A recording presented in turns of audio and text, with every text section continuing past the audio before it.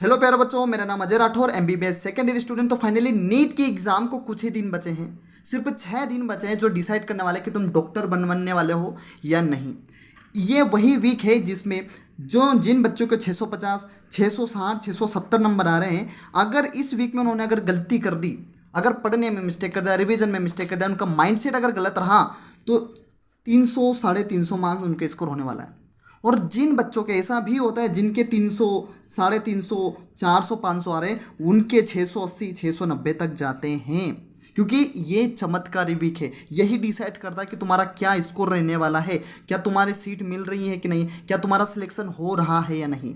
ठीक है, तो इस वीक को शानदार बनाने के लिए, मैं आपके लिए लेके आया हूँ नीट का महाप्लान, जहाँ पर गारंटीड तुम्हारा मार्क्स इंक्रीज होने वाले हैं और तुम मेडिकल की एक सीट उठाने वाले हो। ठीक है, तो इस पूरे वीडियो में चाहे वो बायोलॉजी हो, केमिस्ट्री हो या फिजिक्स को, तीनों के बारे में अपन बहुत ही डेप्थ में एक एक चैप्टर वाइज थ्योरी कैसे पढ़नी है, रिवीजन कैसा करना है, ऐसे कौन से टॉपिक्स है जिनको पर ज़्यादा आपको फोकस रखना है, क्वेश्चन प्रैक्टिस कैसे करने हैं, टेस्ट में एनालिसिस कैसे करना है, टेस्ट कितने देने हैं और तुम्हारा माइंडसेट क्या होने वाला है, इन सब के चीज़ में, सब चीज़ों के बारे में हम एकदम डेप्थ में बातें करने वाले हैं। तो वीडियो में लास्ट तक बने रहना, क्योंकि ये वीडियो तुम जिंदगी भर थैंक यू बोलते रहोगे, वो ऐसा वाला वीडियो होने वाला है। ठीक है, क्योंकि यही वीडियो है जो तुम्हें एकदम मेडिकल कॉलेज तक एंट्री करवा देगा। तो लास्ट तक देखना, एक भी पॉइंट को स्किप मत करना। तो अपन बारी बारी से बात करेंगे, फिजिक्स, बायोलॉजी का, फिर केमिस्ट्री का और देन फिजिक्स का। ठीक है, तो सबसे पहले हम बात करते हैं बायोलॉजी के बारे में कि देखो, आखिरी के 6 दिन बचे हैं। ठीक है, और तुम्हें अगर सीट चाहिए तो बायोलॉजी में एटलीस्ट तुम्हारे 340, 350 या 360 के 360 स्कोर होना चाहिए। और ये बिल्कुल भी इम्पॉसिबल चीज़ नहीं है, तुम अभी कर सकते हो। अगर तुम्हारा अभी भी 200 नंबर, 250 नंबर आ रहे हैं बायोलॉजी में, तो तुम 350 ला सकते हो, तुम 340 ला सकते हो, 350 भी ला सकते हो। इम्पॉसिबल कुछ नहीं होता है। ठीक है, तुम भी बायोलॉजी में अगर 200, 250, 300 पर हो, ठीक है, और 350, 355 या 360 लाना चाह रहे हो, तो देखो ध्यान से समझना, तुम्हारा सिलेबस एकदम कंप्लीट होना चाहिए। एक भी चैप्टर स्किप मत करना। ठीक है, बायोलॉजी का एक भी चैप्टर आपको स्किप नहीं करना है अगर तुम्हें ये स्कोर करना है। तो अगर अभी भी कोई सा चैप्टर छूटा है तो सबसे पहले कुछ भी मत करो, अभी के अभी इस वीडियो को देखो और उसके बाद में सबसे पहले बायोलॉजी का वो चैप्टर कंप्लीट करो। ठीक है, सबसे पहले तो आपको सिलेबस को कंप्लीट करना है। उसके बाद में देखो, अगर तुमने साल भर पढ़ाई करी है या अगर तुमने बायोलॉजी के सिलेबस अगर पढ़ा है, तो तुम्हें इतना तो पता चली गया होगा कि ऐसे कौन से चैप्टर हैं जो तुम्हारे वीक है। ठीक है, तुम्हें पता होगा कि कौन सा टॉपिक आपका वीक है, या जेनेटिक्स में ट्रांसक्रिप्शन नहीं आता है, ट्रांसलेशन नहीं आता है, समझ रहे हो, या मॉर्फोलॉजी के एग्जाम्पल नहीं आते, एनिमल किंगडम के एग्जाम्पल नहीं आते, ये तुम्हें पता होगा। ठीक है, क्योंकि अपनी बातें अपने को ही पता होती है। तो अपने पर फोकस रखो और ध्यान रखो कि कौन से ऐसे चैप्टर है या कौन सा ऐसा टॉपिक अभी भी बचा हुआ है जो मेरा वीक है। तो सबसे पहले तुम्हें क्या करना है, सिलेबस कंप्लीट करना है, और सेकंड आपको वीक चैप्टर जो या वीक टॉपिक है उसको स्ट्रॉन्ग बनाना है। ठीक है, क्योंकि तुम्हारा 200, 250 अगर 300 कम, मतलब इतने नंबर अगर आ रहे हैं, तो इसका रीज़न सिर्फ एक ही है कि या तो तुम्हारा सिलेबस थोड़ा कंप्लीट कम है, या तुम्हें कौन से चैप्टर नहीं आते हैं। अगर चैप्टर आते भी है तो तुम्हारा टॉपिक अच्छे से क्लियर नहीं है। ठीक है, अगर तुम इन 3 चीज़ों को अच्छे से कर लेते हैं तो तुम्हारे मार्क्स 100% इंक्रीज होंगे ही होंगे। ठीक है, तो सबसे पहले तो तुम्हें क्या करना है, सिलेबस अच्छे से पढ़ना है। ठीक है, और वो कैसे पढ़ना है वो भी अपन बात करने वाले हैं। ठीक है, फोकस ऑन वीक एरिया। इसके बाद में तुम्हें एनसीईआरटी को तुम जितनी बार पढ़ सको, जितनी बार तुम एनसीईआरटी को रिवाइज करोगे, उतने ही ज़्यादा तुम्हारी माइनस मार्किंग कम होने वाली है, उतने ही ज़्यादा तुम मार्क्स इंक्रीज होंगे तुम्हारे। ठीक है, माइनस मार्किंग अगर तुमने रोक ली, इसका मतलब यही है कि तुम इनडायरेक्टली अपने मार्क्स को इंक्रीज कर पा रहे हो। ठीक है, तो एनसीईआरटी को पढ़ना कैसा है, ऑल पावर पॉइंट जितने भी इंपॉर्टेंट लाइंस एनसीईआरटी में लिखी है एकदम उसको रट डालो, समझ रहे हो, एकदम उसको घोट के पी जाओ। तो जितनी भी एनसीईआरटी में पावर पॉइंट है उसको अच्छे से पढ़ो, जितने भी डायग्राम है, क्योंकि भाई एनटीए वालों ने सोच लिया है कि एनसीईआरटी में जितने भी डायग्राम है उसको देना है, मतलब वो चुन चुन कर डायग्राम को देता है। जितनी भी टेबल्स है एनसीईआरटी में सबको पढ़ो, अच्छे से पढ़ो, जितने भी फ्लो चार्ट है एक भी मत छोड़ो। अगर तुम्हें 350, 355 चाहिए तो भाई तुम्हें करना पड़ेगा। ठीक है, आसानी से नहीं मिलता कुछ भी चीज़ें, तुम्हें रगड़ना पड़ेगा, तुम्हें घिसना पड़ेगा। आखिरी दिनों में तुम नींद अगर त्याग करना पड़े तो तुम नींद त्याग कर दो। ठीक है, हो सकता है कि तुम्हारी कमर दर्द करने लग जाए, सिर दर्द होने लग जाए, लेकिन होने दो। ठीक है, क्योंकि ये 7 दिन ही है, अगर तुम 7 दिन पे अच्छा नहीं कर पाए तो वापस अगले 1 साल बिगड़ोगे। तो अच्छा है, 1 साल बिगाड़ने से अच्छा तुम 7 दिन को एकदम बेहतरीन बना लो। ठीक है, तो एनसीईआरटी को जितनी बार तुम रीडिंग कर सको तुम्हें रीडिंग लगानी है। और कैसे लगानी है, देखो मैं अपनी बायोलॉजी बताता हूँ तुम्हें। ये मेरी एनसीईआरटी की बुक है। एनसीईआरटी में दिए हुए जितने भी डायग्राम है एकदम अच्छे से पढ़ो, सारी थ्योरी अच्छे से पढ़ो। ठीक है, देखो एकदम अच्छे से पढ़ो सब चीज़ों को, एक भी लाइन आपको स्किप नहीं करनी है। बढ़िया तरीके से हर पावर पॉइंट को, जितने भी डायग्राम है, जितने भी फ्लो चार्ट दिए हैं, उसको अच्छे से पढ़ना है, क्योंकि एनटीए वाला डायरेक्ट यहाँ से क्वेश्चन उठा रहा है। ठीक है, इसके बाद में ये देखो जितना भी चीज़ दिया है एनसीईआरटी में आपको कवर अप करना ही है। ये मेरी एनसीईआरटी जब मैं नीट की प्रिपरेशन कर रहा था तब की, देखो जितनी बार तुम रीडिंग लगा सको उतनी बार तुम्हें रीडिंग लगानी है। बाद आता है कंफर्म क्वेश्चंस। देखो ये सबसे इंपॉर्टेंट बात है पूरे स्ट्रेटजी वीडियो का, कि भाई तुम्हें कंफर्म करने कुछ क्वेश्चंस, जैसे कि कुछ चैप्टर ऐसे होते हैं जहाँ से सबसे ज़्यादा क्वेश्चन पूछे जाते हैं, और कुछ चैप्टर्स ऐसा होते हैं जहाँ से क्वेश्चन पूछा तो पूछा, नहीं तो नहीं भी पूछते हो। मतलब मैं ये कहना चाह रहा हूँ कि एनटीए वाला जब भी पेपर डिजाइन करता है तो उसके कुछ फेवरेट चैप्टर्स होते हैं। क्या बोला मैंने, कि उसके कुछ फेवरेट चैप्टर्स होते हैं, ऐसे चैप्टर जहाँ से वो सबसे ज़्यादा क्वेश्चंस बनाता है। जैसे तुम्हें पता होगा कि जेनेटिक्स है, बायोटेक्नोलॉजी हो गई, ठीक है, मॉर्फोलॉजी हो गई, ह्यूमन हेल्थ एंड डिसीज हो गया, इकोलॉजी हो गई, इनमें सबसे ज़्यादा वो क्वेश्चन उठाता है। तो तुम्हें ऐसे चैप्टर्स है जो जितने भी चैप्टर्स हैं हाई वेटेज वाले, उनके क्वेश्चंस एटलीस्ट तुम्हें कंफर्म रखने हैं कि जेनेटिक्स से भले कितने भी क्वेश्चंस आ जाए या कैसा भी क्वेश्चंस आ जाए मेरे कंफर्म है, या वो क्वेश्चंस तो मेरे पक्के ही है। बायोटेक्नोलॉजी में से कैसा भी क्वेश्चन पूछ ले, एनसीईआरटी की कोई सी भी लाइन वो उठा ले, यहाँ से मैं क्वेश्चन गलत होने नहीं दूंगा। इकोलॉजी की कोई से भी टॉपिक से वो क्वेश्चन बना ले, किसी भी लाइन को उधड़ के पूछ ले, लेकिन वो मेरे क्वेश्चन कंफर्म होने वाले। तो तुम्हें ऐसा माइंडसेट रखना पड़ेगा ऐसे चैप्टर्स के लिए जो सबसे ज़्यादा हाई वेटेज वाले हैं। क्या बोला मैंने, हाई वेटेज वाले चैप्टर पर सबसे ज़्यादा आपको फोकस रखना है। ठीक है, इसके अंदर कुछ टॉपिक्स भी होते हैं, जैसे चैप्टर वाइज कुछ टॉपिक्स भी ऐसे होते हैं जहाँ से सबसे ज़्यादा क्वेश्चन रिपीट होते हैं। जैसे अगर मैं बात करूँ लेक ऑपोरन, ठीक है, जेनेटिक्स में से मैं हर साल 2 क्वेश्चन आ जाता है, छोटा सा टॉपिक है लेकिन 1 से 2 क्वेश्चन हर साल यहाँ से आते ही आते हैं। ट्रांसक्रिप्शन हो गया, ट्रांसलेशन हो गया, जेनेटिक कोड हो गए, ये ऐसे टॉपिक हैं जहाँ से क्वेश्चन आता ही। जैसे सेल साइकिल में से पैकेटिंग हो गया, म्योसिस वाला हो गया, ठीक है, ये क्वेश्चन फिक्स होते हैं। तो आपको चैप्टर हाई वेटेज वाला चैप्टर तो कंफर्म रखना ही है, लेकिन टॉपिक्स भी कि भाई इन टॉपिक्स में से अगर क्वेश्चन आ गया तो ये क्वेश्चंस तो मेरे गलत होने वाले नहीं है। ठीक है, तो हम बात कर लेते हैं हाई वेटेज वाले चैप्टर और ऐसे टॉपिक जो आपको फोकस रखना है बायोलॉजी के अंदर। ठीक है, ताकि तुम आसानी से 350 360 कवर कर सको। ये रहे चैप्टर्स, जैसे मोलिकुलर बेसिस ऑफ इनहेरिटेंस हो गया, जेनेटिक्स वाले चैप्टर जहाँ से 6 से 7 क्वेश्चन यहाँ से आ जाता है। ये उसके टॉपिक है जहाँ से एनटीए वाला सबसे ज़्यादा फोकस करता है। ठीक है, principle of inheritance and variations में देख लो 6 से 7 क्वेश्चन यहाँ से भी आता है। और ये वो टॉपिक है जैसे मेंडल ऑफ इनहेरिटेंस हो गया, इनहेरिटेंस ऑफ वन जीन हो गया, sex determination, Mendelian disorders, linkage और रिकॉम्बिनेशन से हमेशा वो क्वेश्चन उठा रहा है। बायोटेक्नोलॉजी की अगर मैं बात करूँ तो प्रिंसिपल एंड प्रोसेस जहाँ से 6 क्वेश्चन आते हैं, 5 से 6 क्वेश्चन, जहाँ से रेस्ट्रिक्शन एंजाइम से क्वेश्चन उठा रहा है वो एम्प्लीफिकेशन ऑफ जीन, जिसमें पीसीआर का यूज करते हैं अपन, separation and isolation of DNA fragments और क्लोनिंग वेक्टर। ये कुछ टॉपिक्स हैं जहां से एनटीए क्वेश्चंस उठाता है। ठीक है, तो ये टॉपिक आपको कंफर्म कर लेना कि भाई ये तो एकदम रट लो अच्छे से। ठीक है, जैसे बायोटेक्नोलॉजी एप्लीकेशन में से ये वाले टॉपिक्स हो गए। सेल साइकिल एंड डिवीजन में से फेज ऑफ सेल साइकिल आपको अच्छे से आना चाहिए, म्यूसिस अच्छे से आना चाहिए, क्योंकि सेल साइकिल एंड डिवीजन में से 4 से 5 क्वेश्चन आता ही आता है। बायोमोलिक्यूल्स अगर आखिरी बार अगर मैं बात करूँ 2024 की, तो यहाँ से 6 क्वेश्चन तक पूछे गए थे, जहाँ से प्राइमरी एंड सेकेंडरी मेटाबॉलिज्म जो एनसीईआरटी में एकदम छोटू सा दिया है, यहाँ से क्वेश्चन कंफर्म है आपके। How to analyse chemical composition, ये टॉपिक दिया है एनसीईआरटी के अंदर, भाई बहुत बार रिपीट हुआ है। प्लांट ग्रोथ ये सबसे फेवरेट चैप्टर है मेरा, जिसमें से ऑक्सीजन से क्वेश्चन फिक्स है, इथाइलिन से क्वेश्चन फिक्स है, डेवलपमेंट ऑफ फोटोपीरियोडिज्म से बहुत बार क्वेश्चन यहाँ से आया है, और प्लांट ग्रोथ से 4 से 5 क्वेश्चन पूछता है। ठीक है, इसके अलावा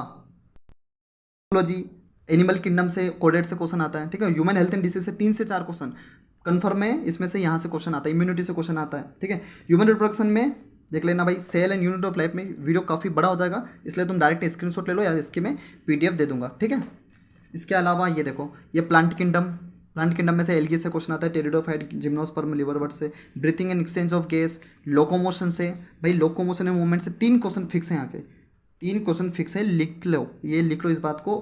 ठीक है, स्केलेटल सिस्टम से क्वेश्चन आ रहा है, जॉइंट से क्वेश्चन आ रहा है, डिसऑर्डर से क्वेश्चन आ रहा है। ठीक है, स्केलेटरी सिस्टम की अगर मैं बात करूँ तो JG nephron, regulation of urine formation, body fluid वाले में से देख लो, न्यूरल कंट्रोल कोऑर्डिनेशन में। ठीक है, कोऑर्डिनेशन इंटीग्रेशन में से, लिविंग वर्ड में से ये टॉपिक ज़्यादा इंपॉर्टेंट है। बायोलॉजिकल क्लासिफिकेशन में से फंजाई आ ही रहा है, types of bacteria question definitely आ रहा है यहाँ से। एनाटॉमी में से देखो seed growth, plant root stem leaf से क्वेश्चन आता है। एनिमल टिश्यू में जो फ्रॉग और कॉकरोच से क्वेश्चन फिक्स है। फोटोसिंथेसिस की अगर मैं बात करूँ तो जो इलेक्ट्रॉन चेन रिएक्शन है बहुत बार रिपीट होती है भाई, C3 C4 से क्वेश्चन आता ही है।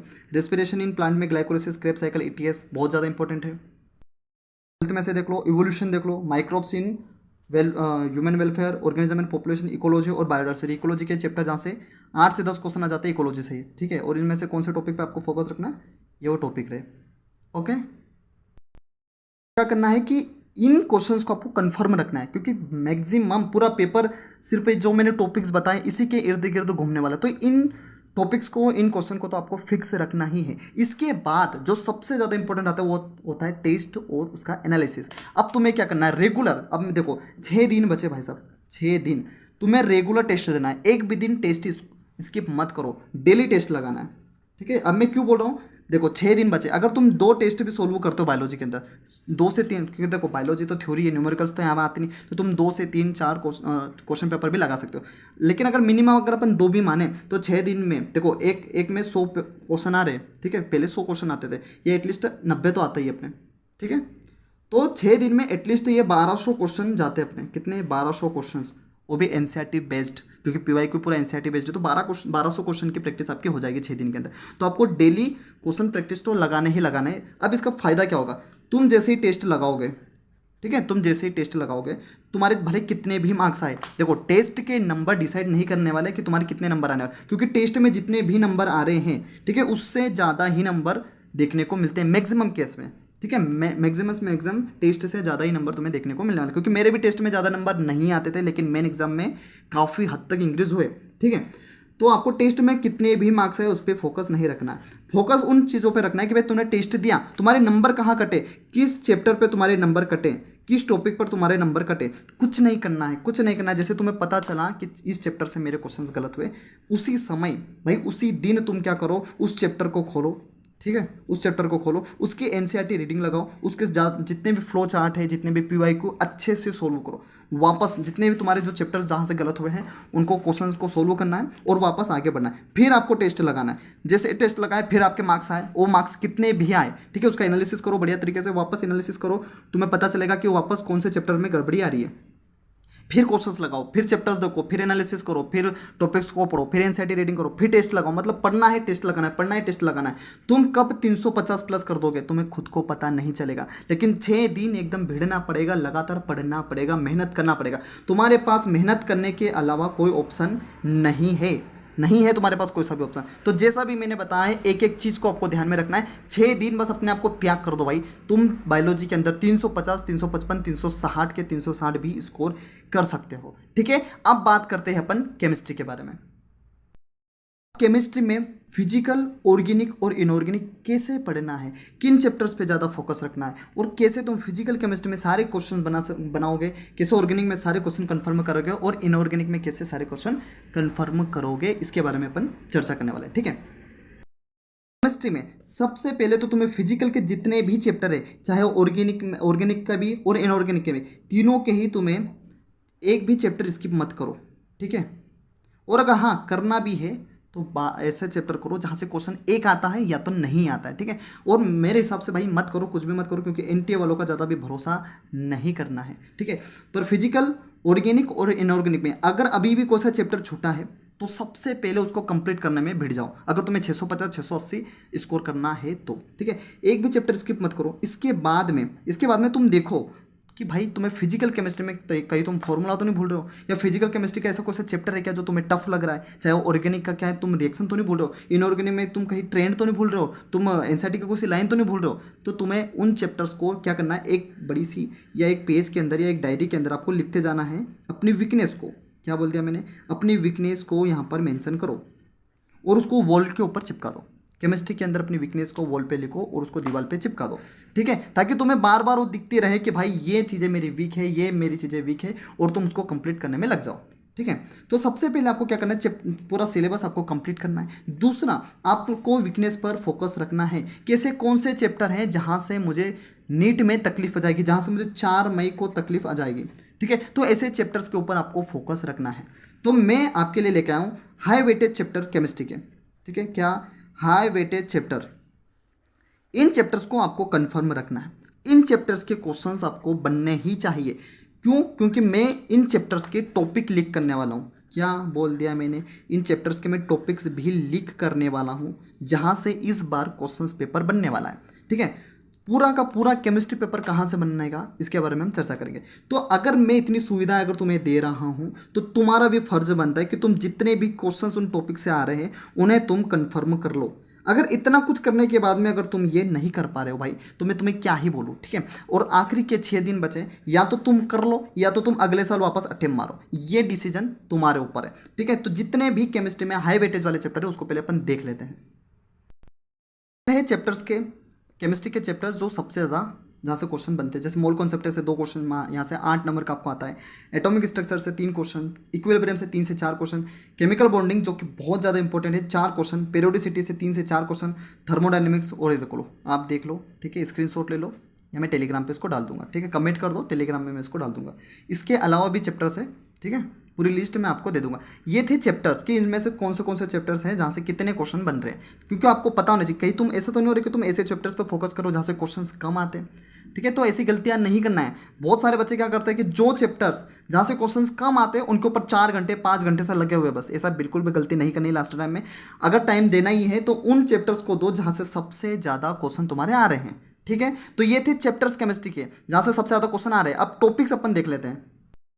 केमिस्ट्री के सबसे ज़्यादा रिपीट होने वाले टॉपिक्स जहाँ से एनटीए एकदम कुर्बान है इन टॉपिक्स के ऊपर कि भाई करना ही करना है। देखो, मोल कंसेप्ट में बात करो तो मोल कैलकुलेशन, कंसंट्रेशन टर्म, स्टोकियोमेट्रिक कोफिशिएंट देख लो, स्ट्रक्चर ऑफ एटम से बोहर एटॉमिक थ्योरी हर साल एक क्वेश्चन दे रहा है। क्वांटम नंबर से एक क्वेश्चन फिक्स है तुम्हारा। इक्विलिब्रियम में से देख लो Le Chatelier principle, law of mass action, buffer, solubility product, pH of solution.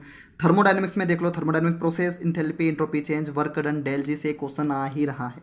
ठीक है, केमिस्ट्री के देख लो, केमिकल काइनेटिक का देख लो, सॉल्यूशन का देख लो, फिर इनऑर्गेनिक में देख लो पेरियोडिसिटी वाला देख लो, केमिकल बॉन्डिंग देख लो, पी ब्लॉक देख लो। ठीक है, ये सारे टॉपिक आपको करना है। यहाँ से क्वेश्चन पूछ रहा है वो। ठीक है, यहाँ से डी और ए ब्लॉक की अगर मैं बात करूँ तो पोटेशियम परमैंगनेट से क्वेश्चन फिक्स आ रहा है, 2025 में आ रहा है। यहाँ से क्वेश्चन इलेक्ट्रॉनिक कॉन्फिगरेशन तुम्हें देखने को मिल रहा है, ट्रेंड और ग्राफ से क्वेश्चन आ रहा है। कोऑर्डिनेशन कंपाउंड में IUPAC इतनी बार उसने पूछा है कि मतलब क्या ही बताऊँ मैं। वीबीटी, CFT और आइसोमराइजेशन बहुत ज़्यादा इंपॉर्टेंट है। ऑर्गेनिक केमिस्ट्री करके मैं बात करूँ तो GOC, ठीक है, हाइड्रोकार्बन, एल्किल हैलाइड, ये सारे चैप्टर्स आप देख लो। ठीक है, क्योंकि वीडियो काफ़ी बड़ा हो जाएगा नहीं तो। अल्कोहल, फिनोल, इथर और अमीन्स, बायोमोलिक्यूल्स बहुत ज़्यादा इंपॉर्टेंट हो रहा है, जिसमें monosaccharide, disaccharide, denaturation of protein और विटामिन सारे आपको पढ़ के जाना है। ठीक है, क्वेश्चन आते हैं विटामिन से, क्वेश्चन फिक्स है। डिनेचुरेशन ऑफ प्रोटीन बहुत बार उसने पूछा है। तो इन टॉपिक्स को आपको कंफर्म कर लेना है। ठीक है, मैंने क्या बोला, इन टॉपिक्स को आपको एकदम कंफर्म कर लेना है कि यहाँ से अगर क्वेश्चन आए तो भाई गलत नहीं होने चाहिए। और अगर अभी भी तुम्हें इन टॉपिक्स में से कोई सा टॉपिक अगर वीक है तो अभी के अभी तुम यूट्यूब पे जाओ, या तो वन शॉट लेक्चर देख लो, या तो थ्योरी अपनी नोटबुक निकालो और उसकी थ्योरी रीड कर दो, प्रीवियस ईयर के क्वेश्चन सोल्व आउट कर दो, ताकि तुम्हारे ये टॉपिक्स भी स्ट्रॉन्ग बन जाए और तुम्हारे मार्क्स एकदम सटाक से और फटाक से इंक्रीज हो जाए। ठीक है, अब बात करते हैं अपन फिजिक्स की। फिजिक्स की सबसे प्यारी बात क्या है पता है? फिजिक्स में स्कोर करना आसान होता है। देखो, मैं मेरे हिसाब से बताऊं, फिजिक्स में स्कोर करना आसान होता है केमिस्ट्री के कंपैरिजन में, क्योंकि केमिस्ट्री में भर भर के एक्सेप्शंस है, कितनी ही चीज़ें पढ़नी पड़ती है। लेकिन फिजिक्स के साथ में ऐसा नहीं है, क्योंकि फिजिक्स में कुछ टॉपिक्स तो ऐसे होते हैं कि भाई क्वेश्चन आना है तो मतलब आना ही है, दुनिया की कोई ताकत वहाँ से नहीं रोक सकती। जैसे कि लॉजिक गेट हो गया, भाई उसको पूछना है तो पूछता ही पूछता है। कैपेसिटर्स हो गया, क्वेश्चन पूछता ही पूछता है। ठीक है, इसके अलावा अगर अपन देखें, डी ब्रोगली वेवलेंथ हो गया, ठीक है, लेंस मेकर फॉर्मूला हो गया। मॉडर्न फिजिक्स में से वो न्यूक्लियर फ्यूजन से क्वेश्चन आता ही है, बाइंडिंग एनर्जी से क्वेश्चन आता ही आता है, और है ना, ऑर्गन पाइप से क्वेश्चन आता है। तो ये मतलब कुछ टॉपिक्स ऐसे फिक्स ही है फिजिक्स के, जहाँ से क्वेश्चन वो देता ही देता है। तो अगर तुम इन्हें भी अगर कंफर्म कर लेते हो तो तुम्हारे कुछ मार्क्स एकदम फिक्स हो जाएंगे कि चलो इतने मार्क्स तो अपने को बन ही रहे। तो केमिस्ट्री में ऐसा नहीं होता है। केमिस्ट्री में क्या है कि दिया तो दिया, नहीं तो नहीं भी दिया। लेकिन फिजिक्स में टॉपिक्स कंफर्म होते हैं भाई, कंफर्म, पूरा पेपर एकदम पहले से पता होता है कि क्या आ रहा है। नीट 2023 जब दिया था मैंने, जब नीट 2023 दिया था, मुझे मैक्सिमम क्वेश्चन पता था फिजिक्स के कि भाई इस टॉपिक से आ जाएगा, इस टॉपिक से आ जाएगा, इस टॉपिक से आएगा, इस टॉपिक से आएगा। इसलिए फायदा भी मुझे यही हुआ कि मेरे फिजिक्स में केमिस्ट्री से भी ज़्यादा मार्क्स आए। ठीक है, क्या बोला, जूलॉजी और बॉटनी से भी ज़्यादा मार्क्स मुझे फिजिक्स में आए थे, क्योंकि फिजिक्स में स्कोर करना काफ़ी आसान है। अगर तुम टॉपिक्स, अगर तुम्हें पता है, तुम्हें हाई वेटेज चैप्टर्स पता है और उनको कैसे करना है, अगर तुम्हें ये पता है तो तुम आसानी से अच्छा स्कोर कर लोगे। ठीक है, तो अपन देख लेते हैं कि कैसे ऐसे चैप्टर्स है और उनमें से कौन से ऐसे टॉपिक है जो आ ही रहे हैं। ठीक है, फिजिक्स के मोस्ट टाइम पे टॉपिक जैसे यूनिट एंड डायमेंशन की अगर मैं बात करूँ तो डायमेंशन से जब मैंने नीट 2023 दिया था भाई क्वेश्चंस भर भर के आए थे डायमेंशन से, एरर से क्वेश्चन आया था, स्क्रू गेज से क्वेश्चन आता ही आता है। थर्मल प्रॉपर्टी ऑफ मैटर की अगर मैं बात करूँ तो thermal expansion, thermal resistance, Stephen law, cooling rate से क्वेश्चन 100% आते हैं। केटीजी और थर्मोडायनेमिक्स में से mayor equation, Maxwell graph, first law of thermodynamics, isothermal adiabatic expansion, work power energy देख लो। कोलिजन से क्वेश्चन फिक्स है। क्वेश्चन हो गया mechanical property of solid, mechanical property of fluid, gravitation से, वेरिएशन ऑफ जी से क्वेश्चन आता है, केपलर लॉ ऑफ सैटेलाइट से क्वेश्चन आता है। ठीक है, करंट इलेक्ट्रिसिटी जहाँ से 3 क्वेश्चन देखने को मिलता है,